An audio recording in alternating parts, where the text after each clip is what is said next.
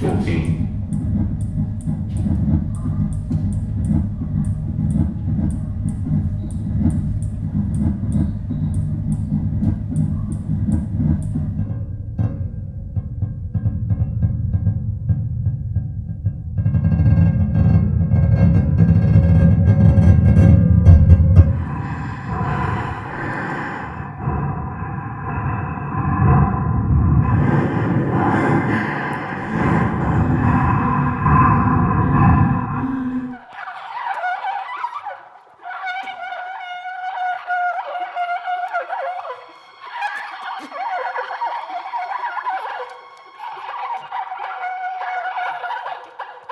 We had to brief to put up a performance in collaboration with a musician and a fine artist.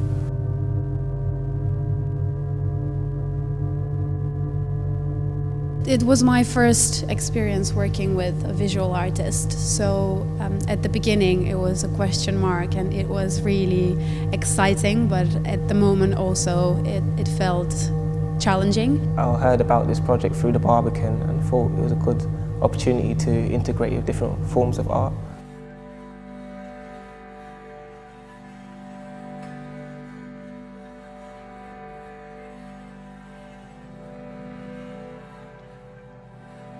Curious is our end-of-year festival. It's a kind of celebration of our students' work and also a chance for us to bring together lots of different artists from our sort of bigger community of practitioners. Having work performed by the current leadership students at the Guildhall School, and we're also having performances from past students. We're having guest performances from people like the Barbican poets, and there's also visual artists involved. It's a matter of going beyond the prejudice and daring to try other stuff.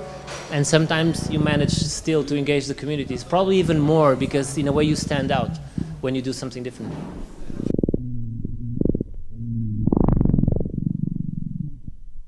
So you have two animals of opposite opposing sex, the male and the female in the petri dish, and the male is singing to the female is running away from the male.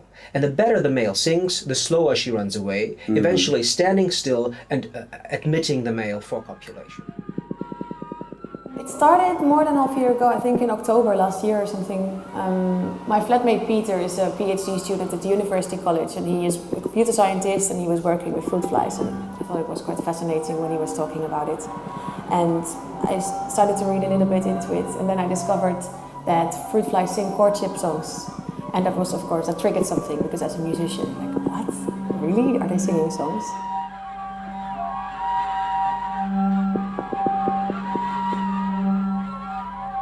It was the first time that I collaborate with a visual artist, with a performance live. So for me, and for my master, it's really important because we have a first time of the master really connected with communities, and now working in our artistic voice and collaborating with people from other schools, in this case St. Martin's. Yeah. It's all about growing and learning.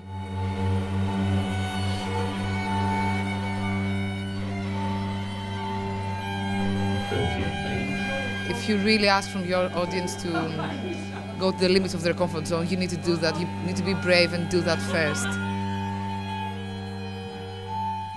And it's also a kind of end-of-year celebration of everything that the students have achieved and putting it in front of a real audience, which is a really important part of their work.